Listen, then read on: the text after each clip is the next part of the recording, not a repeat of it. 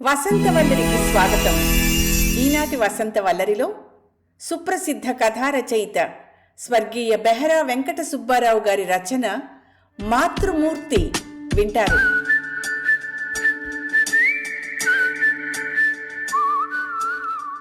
Office నుంచి ఇంటికొచ్చిన రమాదేవి ఇంట్లో పిల్లల్ని చూసి ఆశ్చర్యపోయింది. పిల్లలు ముందు వరండాలో ఆడుకుంటున్నారు. 6 ఏళ్ళు 3 ఏళ్ళు ఉండొచ్చు. ముద్దొస్తున్నారు. ఎవరు చెప్పమా అనుకుంటూ లోపలికి ప్రవేశించింది. తల్లి మరో ఆవిడ చాప మీద కూర్చుని కబుర్లు చెప్పుకుంటున్నారు. ఆమెకు 60 పైనే ఉండొచ్చు. వితంతువు. ఆమె వైపే చూస్తూ తన గదిలోకి వెళ్ళింది రమాదేవి. ఆమె కూడా తన వైపు పరీక్షగా చూడడం గమనించింది. కలెక్టర్ ఆఫీసులో పనిచేస్తోంది చెప్పింది రమ తల్లి లలితమ్మ. అలాగా, ఇంకా పెళ్లి కాలేదన్నమాట. తన దృష్టిని మరలుస్తూ అంది ఆమె. ఆ పిన్నిగారి మాటలు రమాదేవికి చికాకు కలిగించాయి. ఎవరు తనను చూసినా ఇంకా పెళ్లి కాలేదన్నమాట అని అనేవారే.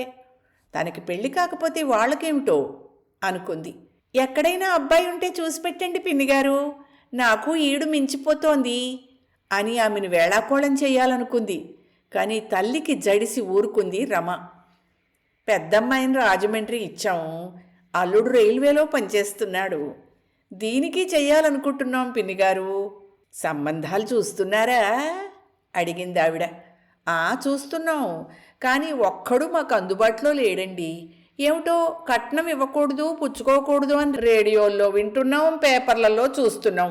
కానీ ఇవ్వని వారెవరు పుచ్చుకోని వారెవరు చెప్పండి. ఎలా చేస్తామో ఏమో దీని పెళ్ళి బాధగా అంది లలితమ్మ. బాగా చెప్పావమ్మా. కిందటి నెలలోనే మా చెల్లెలి గారి అబ్బాయికి పెళ్లి చేశాము. కట్నం 10,000 ఇచ్చారు. అంతా గప్పు చిప్పు అనుకో. వాళ్ళు చెప్తారా మనం చెప్తామా? మా ఎరుకలో ఎవరైనా ఉంటే చెప్తానులే. వారి మాటలు వినలేకపోయింది రమాదేవి. ఎవరి పేరమ్మ అనుకుంది మనసులో. ఉండండి పిన్నిగారు, రమ్మకి ఇప్పుడు ఎలాగో కాఫీ పెట్టాలి. ఒక్కొక్కడి కాఫీ తాగి వెళ్దురు గాని, కూర్చోండి అంది లలితమ్మ. పైగా కాఫీ ఒకట దండగా. అమ్మకి కాకపడుతోంది ఎందుకు? ఒక్క మాటలో పరుగు పుచ్చుకునేలా చేస్తే అమ్మో అమ్మ చంపేదు అనుకుంది. అమ్మా అని తల్లిని పిలిచింది. వస్తున్నానమ్మా అన్న తల్లి జవాబు వినిపించి 5 నిమిషాలైనా చాపమించి లేవలేదు తల్లి. విసురుగా బాత్రూంలోకి పోతూ మరోసారి ఆ పిన్నిగారిని చూసింది కొరకొర. ఆవిడ అప్పుడే కదిలేటట్టుగా కనిపించలేదు. మఠం వేసుకుని మరీ కూర్చుంది. తిరిగి వచ్చేసరికి కాఫీ తాగుతూ కనిపించింది. రమా, ఓసారిలా రావే, పిన్నిగారు చూస్తారట కేకేసింది తల్లి. వస్తున్నానమ్మా జవాబిచ్చింది రమ విసుగు వినిపించకుండా. కానీ కదల్లేదు. పిన్నిగారు వెళ్ళిపోతున్నారు, ఓసారి రావే తల్లి. మళ్ళా తల్లి పిలవడంతో కదలక తప్పింది కాదు. అయిష్టంగానే వెళ్ళి ఆ పేరమ్మగారికి దూరంగా కూర్చుంది. కడప నుంచి ట్రాన్స్ఫర్ అయ్యి వచ్చారే వాళ్ళ అబ్బాయి సబ్ రిజిస్ట్రారు. ఆయన మన జిల్లాయేను, అమలాపురం దగ్గర. ఆయన మన జిల్లాయే, అమలాపురం దగ్గర. మన ఎదురింట్లో దిగారు చెప్పింది తల్లి. సబ్ రిజిస్ట్రార్ అయితే మనకేంటి, సబ్ కలెక్టర్ అయితే మనకేంటి అనుకుంది మనసులో. కానీ ఏం మాట్లాడలేదు. అవునమ్మా, నిన్ననే వచ్చాము అంది పేరమ్మ కలగ చేసుకుంటూ. అలాగా అండి అంది సభ్యత కోసం నవ్వుతూ. ఇంతలో ఇంటికి పోదాం రా బామ్మ అంటూ పిల్లలు వచ్చారు. మీ మనవలా అడిగింది ఏదో మాట్లాడాలని. అవునమ్మా, మా అబ్బాయి వచ్చే వేళ అయింది, వస్తానే అంటూ లేచింది ఆమె. మీదే ఆలస్యం అనుకుంటూ లేచి నిలబడింది రమ కూడా. ఆమె వెళ్తుంటే అటువైపే చూస్తూ ఎవరమ్మా ఈ పేరమ్మగారు వేళాకోళంగా అడిగింది తల్లిని. మెల్లిగా మాట్లాడవే, వింటే బాగుండదు. ఈ ఏళ్ళొచ్చాయి గాని చిన్నతనం పోలేదు. తల్లి కసురుతో తన గదిలోకి పోయింది రమ. ఆ రాత్రి గదిలో మ్యాగజిన్ తిరగేస్తున్న రమాదేవికి తల్లిదండ్రుల సంభాషణలు స్పష్టంగా వినిపిస్తున్నాయి. లలిత కాకినాడ సంబంధం అయితేనే బాగుంటుందేమో భోంచేస్తూ భార్య వంక చూశారు వెంకట్రామయ్య గారు. అనపర్తి కుర్రాడైతేనే బాగుంటుందేమో ఆలోచించండి. 6,000కు ఒప్పుకునేలా ఉన్నారు. కాకినాడ వాళ్ళు 10,000 అడుగుతున్నారుగా కాకినాడ కుర్రాడు ఎంఏ పాస్ అయ్యాడు కదా, ఆ పాటి అడగరటే వెర్రిదానా. మనం ఇచ్చుకోలేక అలా అనుకుంటున్నాం కానీ ఎంఏ పాస్ అయిన వాడికి 25,000 ఇచ్చేవారు కూడా ఉన్నారు. ఏమనుకుంటున్నావో? కళ్ళెగరేశారు వెంకట్రామయ్య. అతని చదువు ఎవడికి కావాలండి? ఎంఏ పాస్ అయితే మాత్రం జూనియర్ లెక్చరర్గానేగా పనిచేస్తున్నది. అనపర్తి కుర్రాడికే బిఏ పాస్ అయ్యాడు, బ్యాంకులో ఉద్యోగం. జీతం కూడా అతనికంటే ఎక్కువ, 1,000 రూపాయల దాకా అవుతుందిట జీతం. అనపర్తి సంబంధమే ఖాయం చేసేయండి అంది కూర వడ్డిస్తూ. ఏమోనే, నాకు కాకినాడ సంబంధమే నచ్చింది. మన అమ్మాయి బీఎస్సీ కదా, అంతకన్నా పెద్ద చదువు వాడికిస్తే బాగుంటుంది. అతనికి ప్రమోషన్లున్నాయి. కట్నం అంటావా? నా గ్రాచ్యుటీ డబ్బు ఇంకా 4,000 ఉంది. ఇల్లు తనఖా రాసి 10,000 తెస్తాను. ఖర్చులతో సహా సరిపోతుంది. కాకినాడ సంబంధమే ఖాయం చేసేస్తాను దృఢంగా అన్నారు వెంకట్రామయ్య గారు. మీరు నిర్ణయానికి వచ్చాక ఇంకా నా సలహా దేనికిట? బోడి సలహా ఏదో పెద్ద నా మాట మీదే నడుస్తున్నట్టు రుసరుసలాడింది లలితమ్మ. చివాళ్ళ లేచి భోజనాల గదిలోకి వెళ్ళింది రమాదేవి.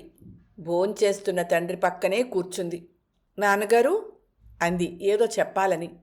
చెప్పమ్మా అంటూ లాలనగా చూశారు కూతుర్ని. నేను 5 ఏళ్ల నుంచి ఉద్యోగం చేస్తున్నాను. జీతం ఏం చేస్తున్నానో ఎప్పుడైనా అడిగారా? కూతురి ప్రశ్నకు తల్లిదండ్రులిద్దరూ ఆశ్చర్యపోయారు. ఒకరి మొహాలు ఒకరు చూసుకున్నారు. ఆడపిల్ల డబ్బు మాకెందుకమ్మా? నువ్వు పాడు చేస్తావేమోననే అనుమానం కానీ, పాడైపోతున్నావేమోనన్న భయం కానీ మాకు లేవమ్మా అన్నారు హుందాగా. పైగా నువ్వు వెంకట్రామయ్య కూతురువి. లలితమ్మ వారి సంభాషణలు వింటూ చూస్తోంది. ఇప్పటికి 10,000 బ్యాంకులో వేశాను నాన్నగారు. మరో 4 ఏళ్లు పోతే మరో 10,000 కూడబెడతాను. మొత్తం 25,000 అవుతుంది. అప్పుడు ఏ ఇంజనీర్నో ఏ డాక్టర్నో కొనుక్కుందాం అనుకుంటున్నాను. ఏమంటారు? ఆమె మాటలకి విస్తుపోయింది తల్లి. ఏమిటే నీ మాటలు? నీకేమైనా మతిపోయిందా, లేక పిచ్చి కాని పట్టిందా? పెళ్లి కొడుకుని కొనుక్కుంటుందిట, అది మరో 5 ఏళ్లు పోయాక. ఇప్పటికే 24 ఏళ్ళు వచ్చాయి. అవ్వయ్యాక పెళ్ళాడుదు గాని, నవకమంతా పోయాక. అదిగో ఆ డాక్టర్ గారి అమ్మాయితో స్నేహం కుదిరింది. దాని బుద్ధులే అబ్బుతున్నాయి. అది చేసుకుందిగా పెళ్ళి 30 ఏళ్లకి. కూతురు మీద విరుచుకుపడింది లలితమ్మ. అబ్బా నువ్వు ఉండవే విసుక్కున్నారు భార్యని వెంకట్రామయ్య గారు. కూతురు వైపు తిరిగి, అయితే ఏమంటావమ్మా నెమ్మదిగానే అడిగారు. నా మాట వింటానంటే చెప్తాను నాన్నగారు. తండ్రి దగ్గర గారాలు పోయింది కూతురు. కూతుర్ని కొరకొరా చూసింది తల్లి. అయినా ఏమంటుందో అని ఓపిక పట్టింది. నాన్నగారు, అలాంటి వాళ్ళని చూస్తేనే నాకు అసహ్యం. కట్నం లేకుండా అయితే ఎవరినైనా చేసుకుంటాను, ఎలాంటి వారైనా సరే అంటూ తన అభిప్రాయాన్ని వెలిబుచ్చింది. వెంటనే అందుకుంది తల్లి. అలా అయితే రోగిష్టివాడో ముసలాడో రెండో పెళ్లివాడో దొరుకుతాడు నీకు, తెలుసా? అలా అయినా సంతోషమేనమ్మా, కానీ కట్నం ఇచ్చి చేసుకోవడానికి మాత్రం ఒప్పుకోను అంటూ తన నిశ్చయాన్ని తెలిపి లేచి చక్కాపోయింది రమ. అవాక్కయ్యారు వెంకట్రామయ్య గారు. నచ్చ చెప్పండి చూద్దాం. అది మీలాంటి కొరకరాని కొయ్యేను రుసరుసలాడింది భర్తను చూస్తూ.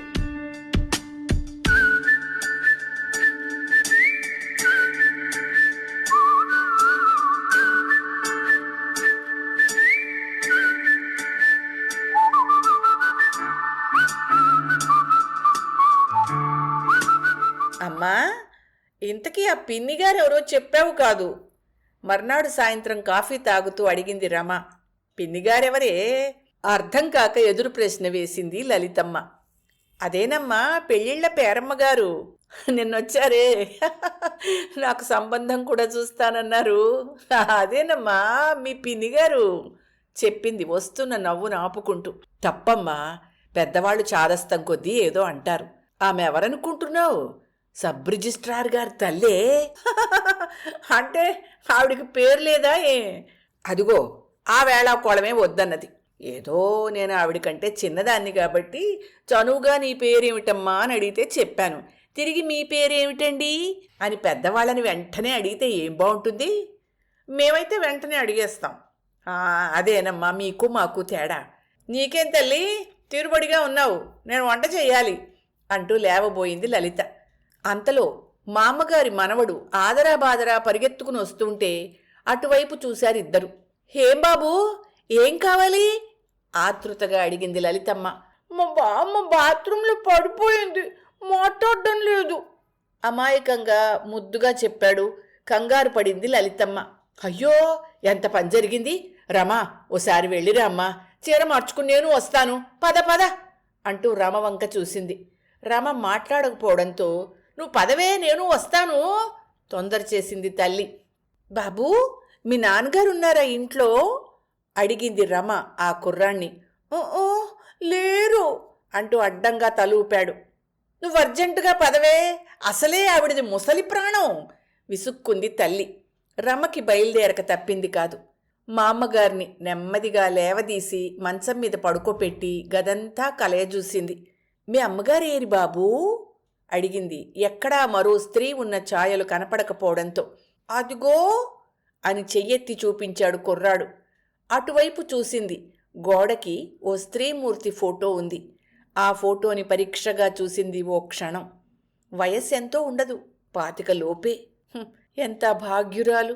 4-5 సంవత్సరాల కంటే ఎక్కువ కాలం కాపురం చేసుండదు. పండంటి కొడుకుల్నిద్దరిని భర్తకు అందించి ఆవిడ నిష్క్రమించింది కాబోలు అనుకుంటుంటే కళ్లల్లో నీళ్లు తిరిగాయి రమకి. కళ్ళు తుడుచుకుంది. మళ్ళా గదిలో సామాను వైపు చూసింది. అల్మరాలో చాలా డబ్బాలున్నాయి. ఒక్కొక్కటి మూత తీసి చూసింది. కందిపప్పు, పెసరపప్పు, పంచదార, కాఫీ గుండా వగైరాలు. బోర్న్విటా డబ్బా మూత తీసి చూసింది. అందులో శనగపప్పు, బోర్న్విటా, హార్లిక్స్ లాంటివేమీ లేవని తేలింది. బాబూ, పాలెక్కడుంటాయి మీ ఇంట్లో? అడిగింది అబ్బాయిని. చూపించాడు పాలగిన్నె. కెరస్నాయిల్ స్టవ్ వెలిగించి ఎదురుగా కూర్చుని ఆలోచిస్తూ ఉండిపోయింది. మరి సబ్ రిజిస్ట్రార్ అంటున్నారు, బోలెడు డబ్బా ఆర్జించవచ్చే. నా మేనమావ కూడా సబ్ రిజిస్ట్రార్ పనిచేసే రిటైర్ అయ్యాడు. బోలెడు ఆర్జించాడుగా, లక్షలు. మరి ఈయనేమిటి? ఇంట్లో హార్లిక్స్ కానీ బోర్న్విటా కానీ లేవే. సంసారం కూడా చిన్నదే, 2 పిల్లలు అనుకుంటూనే బట్టల స్టాండ్ వైపు చూసింది. ఓ 2 జతలున్నాయి, అవి కూడా కాటన్వే. డబ్బా ఆర్జించడం తెలీదో లేక ఇష్టం లేదో అనుకుంది. ఎలా ఉందే పిన్నిగారికి అంటూ వచ్చిన తల్లి పలకరింపుతో ఉలిక్కి పడింది రమ. తెలివి రాలేదమ్మా మా అమ్మగారికి, కాఫీ పెడుతున్నాను అంటూ లేచి నిలబడింది. లలితమ్మ మా అమ్మగారిని తాకి పరీక్షగా చూసింది. ఎందుకైనా మంచిది, డాక్టర్ గారింటికెళ్ళి వాళ్ళ అబ్బాయికి ఫోన్ చెయ్యమ్మా అధైర్యంగా పురమాయించింది కూతురికి లలితమ్మ. మరి కాసేపటికల్లా పిందిగారబ్బాయి ఆనందరావు ఇల్లు చేరారు. మీకు చాలా శ్రమిచ్చామండి, క్షమించాలి అన్నారు ఆనందరావు గారు నొచ్చుకుంటూ. ఆయన దగ్గరగా రావడంతో మంచం మీద కూర్చున్న రమ లేచి నిలబడింది. అబ్బే, మాకేం శ్రమ లేదండి, మా అమ్మగారిని చూసి భయపడ్డాం అంతే అంది నేల చూపులు చూస్తూ రమ. పర్వాలేదు, కూర్చోండి అన్నారు ఆయన ఒక కుర్చీలో కూర్చుంటూ. అయినా సరే రమ కూర్చోలేకపోయింది. కూర్చోమ్మా అని చెయ్యి పట్టుకుని లాగి మరీ మంచం మీద కూర్చోపెట్టింది మా అమ్మగారు రమని. నేనెలాగూ తొందరలో రాలిపోతాను, ఇంటికి ఆడదిక్కుండదని నా భయం. మళ్ళీ పెళ్లి చేసుకోరా అంటే వినడు వీడు. తల్లి పాడే పాటకి విసుగు చెందిన ఆనందరావు సగంలోనే లేచిపోయాడు. మళ్ళా వస్తానమ్మా, పనుంది అంటూ. ఇదమ్మా వీడితో వరస, పెళ్ళి ఊసెత్తేసరికి జారుకుంటాడు. వాడికి పెళ్ళం అక్కర్లేదనుకుంటాడే గాని పిల్లలకి తల్లి, ఇంటికి ఇల్లాలు ఉండాలన్న జ్ఞానం లేదమ్మా బాధగా అంది. రమ ఆ విషయాలేమీ మాట్లాడలేకపోయింది. పిన్నిగారు, నే వెళ్ళి అమ్మని పంపిస్తానండి అంటూ లేచింది రమ.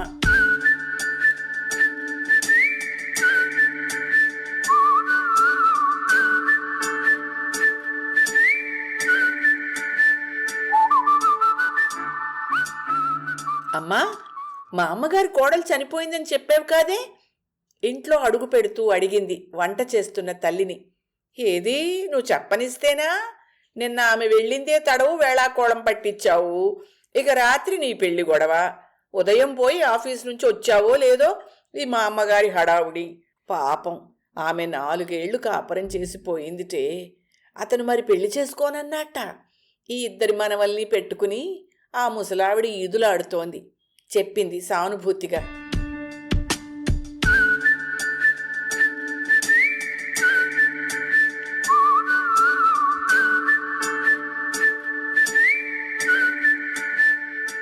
కొన్ని నెలలు గడిచాయి. ఏమిటి, ఆ ఆనందరామం చేసుకుంటావా? నీకేమైనా మతిపోయిందేమిటి? ఆ ముసలమ్మ గారి నూరు పోసిందేమిటి? ఈ మాట రాని చెప్తాను ఆవిడ పని. రెండో పెళ్లివాడికి నా పిల్లనిస్తాననుకుంది కాబోలు. ఒంటి కాలు మీద లేచింది లలితమ్మ.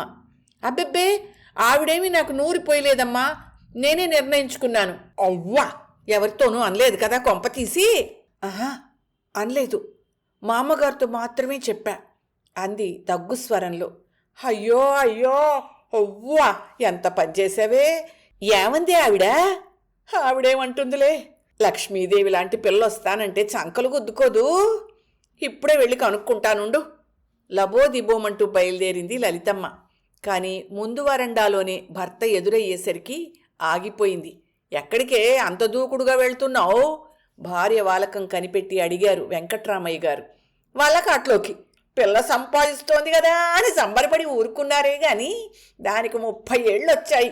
పిల్లకి పెళ్లి చెయ్యాలన్న జ్ఞానం లేకపోయింది మీకు. ఆమె కోపం భర్త మీదకి మరలించింది. 30 ఏళ్ళెవరికే? మన రమకి 24 ఎవరిని గురించి అంటోందో బోధపడలేదు ఆయనకి. మన పిల్ల మనకి ఎల్లకాలం చిన్నపిల్లలాగే కనబడుతుందండి. తన కొడుకుని చేసుకోమని ముసల్ది నూరిపోసిందిట మీ అమ్మాయికి. అవునా?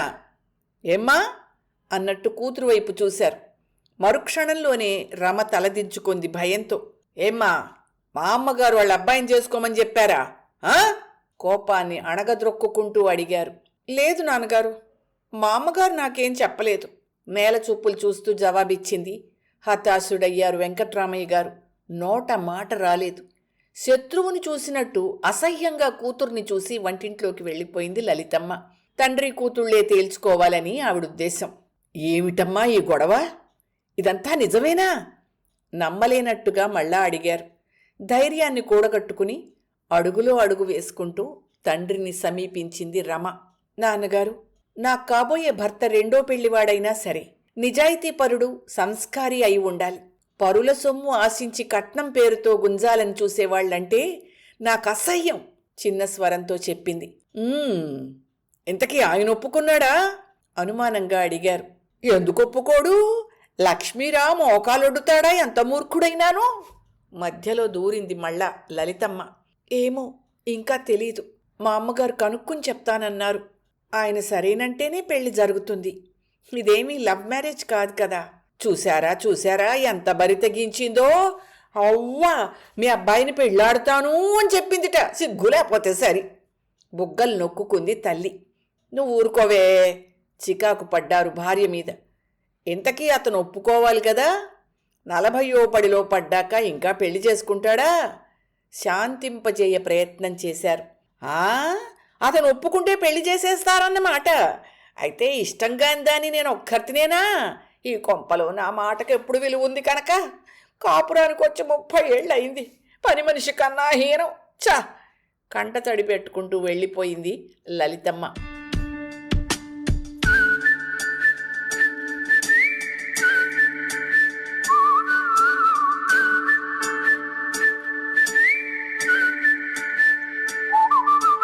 ఆ వేళ ఆదివారం.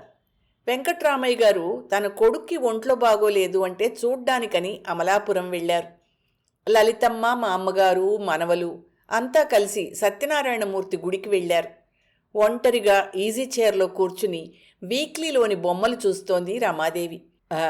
వెంకట్రామయ్య గారు ఉన్నారా అండి? వీధి గుమ్మంలో నిలబడి పిలిచారు ఆనందరావు గారు. తలెత్తి చూసింది, సిగ్గుపడింది, చటాలున లేచి నిలబడింది. నాన్నగారు లేరండి జవాబిచ్చింది కలవరపాటుగా. అవునట, అమలాపురం వెళ్లారని అమ్మ చెప్పింది అంటూ గుమ్మం ఎక్కారు. అయితే ఒంటరిగా ఉన్నానని తెలిసే వచ్చారన్నమాట అనుకుంది. కూర్చోండి అంటూ కుర్చీ వేసి ఎడంగా నిలబడింది. మీరు కూర్చోండి అన్నారు ఆయన కూర్చుంటూ.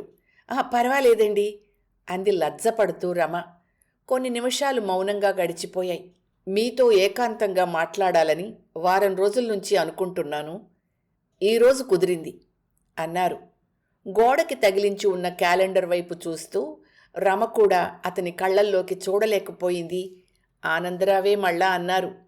అమ్మ చెప్పింది, మీరు నా భాగస్వాములైతే నేను నిజంగా అదృష్టవంతుణ్ణే, కానీ నేను ఆ భాగ్యానికి నోచుకోలేదు అని ఆగిపోయారు. రమ ఏమీ మాట్లాడలేకపోయింది. వణుకు పుచ్చుకుంది. ఓ, నేను మీకు తగనని ఉద్దేశ్యం కాబోలు. ఆమె పెదవులు అల్లల్లాడై అతి కష్టం మీద. ఎంత మాటన్నారు! మీలాంటి సౌందర్యరాశిని చేపట్టాలంటే ఎంతో అదృష్టం ఉండాలి. నాకు మళ్ళా వివాహం చేసుకోవాలని లేదండి. మీరు మరోలా భావించక క్షమించాలి. పోయిన మీ అర్ధాంగి స్థానాన్ని ఎవరూ భర్తీ చేయలేరా? ఆహా, అది కాదు. మీరు నా మీదనున్న జాలితో తొందరపడి నిర్ణయానికి వచ్చారు. ఆహా, ఈ 3 నెలల్లోనూ మీ పిల్లలు నాకెంతో చేరువయ్యారు. వాళ్ళు క్షణం కనిపించకపోతే నా ప్రాణం కొట్టుకుంటుంది. వాళ్ల మీద ప్రేమే గాని మీ మీద జాలి కాదు. మీ పేరే మా ఇంట్లో ఎప్పుడూ స్మరించుకుంటూ ఉంటామంటే ఎవ్వరూ నమ్మరేమో. ఇక పిల్లలైతే సరే సరి, ఆంటీ ఆంటీ అని నిద్దట్లో కూడా కలవరిస్తున్నారు. మిమ్మల్ని వివాహం చేసుకుంటే నాకంటే నా పిల్లలు అదృష్టవంతులవుతారు. పోయిన నా శశి ఆత్మ సంతోషిస్తుంది. పిల్లల్ని జాగ్రత్తగా చూసుకోమని చెప్పి చెప్పి ప్రాణాలు వదిలింది. నాకేమో ఆఫీస్తోనే సరిపోతుంది. ఇక పిల్లల్ని చూసేవాళ్లేరి? అమ్మ మాత్రం ఎంతకాలం ఉంటుంది? గద్గద స్వరంతో ఆగిపోయారు ఆనందరావు. కొన్ని క్షణాలు మళ్ళా మౌనం. కానీ అది జరగని పని అన్నారు మళ్ళీ. మీ అమ్మగారు కట్నం కావాలంటున్నారా? తలెత్తి సూటిగా చూస్తూ అడిగింది. కట్నం?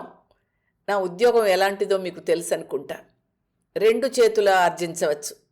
కానీ నాకు కట్నాలు, కానుకలు, లంచాలు, లాంఛనాలు అలాంటివి అస్సలు సరిపడవు. నేను చూస్తుండగా మరొకరిని అలాంటి పని చెయ్యనివ్వను. అందుకే అందరూ నన్ను అసమర్థునిగాను, చేతకానివాణ్ణిగాను చిత్రించారు. నా నిజాయితీని ప్రభుత్వం గుర్తించింది. అదే నాకు 10,000 అని గర్వంగా చూశారు. మీలాంటి నిజాయితీపరుడు, సౌశీల్యవంతుడు కావాలనే ఇన్నాళ్ళు చూశాను. అటువంటి ఆఫీసర్ నా భర్త అని చెప్పుకొందుకు ఎంత గర్వంగా ఉంటుంది. నవ్వుమొహంతో మెరిసిపోతూ అంది రమ. కానీ మళ్ళా పెళ్లి చేసుకుని మరొకరిని క్షోభ పెట్టలేను అనేశారు ఖండితంగా ఆనందరావు గారు. అతని మొండి పట్టుదల రమకి కోపం తెప్పించింది. నాకుగా నా అభిప్రాయాన్ని వెల్లడి చేశాననేగా మీకు చులకనయ్యాను. ఒక్క మాట చెప్పండి చాలు, నన్ను వివాహం చేసుకోవడం ఇష్టం లేదు అని ఆవేశపడింది రమ. ఆహా, ఉద్రేకపడకండి. నేనొక నిప్పులాంటి నిజం చెప్తాను. ఈ నిజం మా మదర్కి కూడా తెలీదు. మిమ్మల్ని విముఖురాలిగా మార్చడానికి అల్లిన కథ కాదని మాత్రం నమ్మండి. Upon God I'm telling you. ఈ విషయం విన్నాక మీరు అభిప్రాయం మార్చుకుంటారు. చెప్పండి, పర్వాలేదు అంది మొండిగా రమ. మేము కడపలో ఉన్నప్పుడు మా శశి తరచూ అనారోగ్యానికి గురవుతూ ఉండేది. ఇక కాన్పోస్తే ప్రమాదమని డాక్టర్ చెప్పాడు. నేను మిమ్మల్ని వివాహం ఆడితే మీరు మాతృమూర్తి కాలేరు ఈ జన్మలో. మాతృమూర్తి కాలేని స్త్రీ ఈ సంఘంలో, ముఖ్యంగా స్త్రీ సమాజంలో మనలేదు. మీ మహిళాలోకం అవహేళన చేస్తుంది, చులకనగా చూస్తుంది. ఆలోచించి చెప్పండి అని ఆమెను పరీక్షగా చూశారు. ఆమె ఆలోచనలో పడింది. కొన్ని నిమిషాలు నిశ్శబ్దంగా గడిచాయి. ఆమె మౌనాన్ని ఆసరాగా తీసుకుని మళ్ళా మొదలెట్టారు. మీరు కట్నం కోరేవారిని వివాహం చేసుకోనంటున్నారు కదా. నేను 10,000 కట్నం అడిగానని చెప్పండి. ఆ దెబ్బతో మన సంబంధం కుదరనట్టేగా. ఎవ్వరూ ఏ విధంగా అనుకోవడానికి ఆస్కారం ఉండదింకా. బాగా స్థిమితంగా ఆలోచించి నిర్ణయానికి రండి ప్లీజ్. తొందరపడొద్దు. నిర్ణయించుకున్నాను అంది అతని వైపు తిరిగి. ఏమని ఆతృతగా అడిగారు ఆనందరావు. మిమ్మల్నే వివాహం చేసుకోవాలని. ఏ క్షణంలో మీకు అర్ధాంగినవుతానో ఆ క్షణం నుంచి మీ పిల్లలే నా పిల్లలు. 2 పిల్లలుండగా నాకేమి కొరత? మాతృమూర్తి కావాలంటే రక్తం పంచుకుని పుట్టిన పిల్లలే ఉండాలా? నాకు సంతానం వద్దు. ఇక మీ కుటుంబ సంఖ్య పెరగడానికి వీల్లేదు. స్వార్థం కోసం మీ సంసారాన్ని పెంచాలనే ఉద్దేశం నాకు లేదు. మోయలేని భారం మీ మీదకి, ఆ పైన దేశం మీదకి తొయ్యలేను. 2 కంటే హెచ్చు సంతానం మనకే కాదు, మన దేశానికి శ్రేయస్కరం కాదు. ఆమె మాటలకి ముగ్ధుడయ్యారు ఆనందరావు. సంతోషాతిశయంతో అతని శరీరం పులకరించింది. రమా అంటూ లేచి నిలబడ్డారు. రమ సిగ్గుతో తలదించుకుంది. నీ వంటి అర్ధాంగి నాకు లభిస్తే నిజంగా నేను చాలా అదృష్టవంతుణ్ణి. ఆనందోద్రేకంలో ఆమెను తాకబోయాడు. రమ దూరంగా జరగడంతో అతని ప్రయత్నం ఫలించలేదు. మీ వంటి ప్రతిభాశాలి, నిజాయితీపరుడు నాకు భర్తగా లభిస్తే నా ఆశయం నెరవేరినట్టే. కాని ఒక్క షరతు అంది లాలనగా చూస్తూ. చెప్పండి, ఎన్ని షరతులైనా ఆనందంగా అంగీకరిస్తాను. నాకీ జన్మలో మాతృత్వం సిద్ధించదన్న విషయం దయచేసి ఎవరితోనూ చెప్పకండి. ఆ విషయం రహస్యంగానే ఉండిపోనివ్వండి. ప్లీజ్, నాకీ ఉపకారం చేస్తారు కదూ? మీరింత త్యాగం చేస్తుంటే నేను ఆ రహస్యం ఎలా చెప్తాను? రియలీ ఐ లవ్ యూ రమా అంటూ మరలా సమీపించబోతుంటే, ఉండండి కాఫీ తెస్తాను అంటూ ఆ గది నుంచి నిష్క్రమించింది రమ.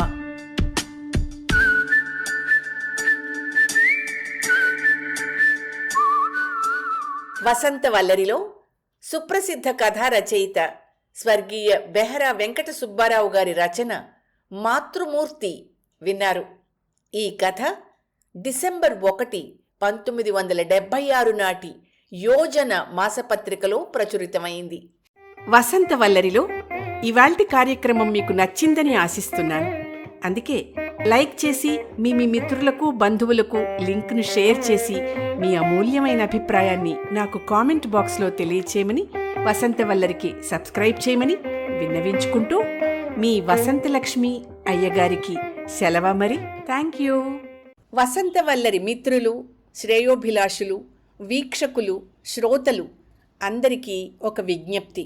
గతంలో లాగానే ఎప్పటికప్పుడు నా కథలను విని స్పందన తెలియచేయమని కోరుతూ, నేను చదివిన కథ మీకు బాగా నచ్చినట్టయితే తప్పకుండా హైప్ ఆప్షన్ నొక్కి నన్ను ప్రోత్సహిస్తారు కదూ.